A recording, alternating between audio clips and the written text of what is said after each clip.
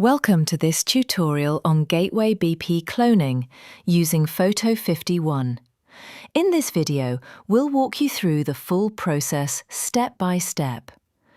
Gateway BP cloning is a recombination-based method that simplifies the transfer of DNA fragments into donor vectors.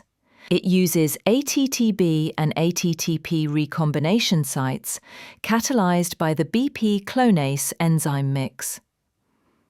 Step 1. Open your donor vector. Go to My Files and select the plasmid file that will serve as your donor vector. In the toolbar, click Gateway BP Cloning. This opens the Gateway BP Cloning modal box.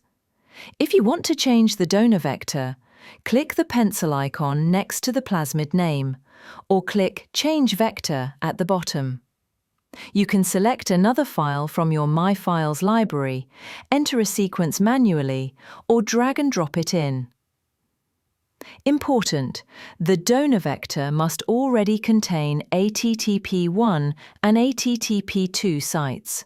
These sites are too large to be added by PCR and must be present in the vector. Step 2. Select your insert and generate primers. Click ATTB Insert at the top or Add ATTB Insert at the bottom right.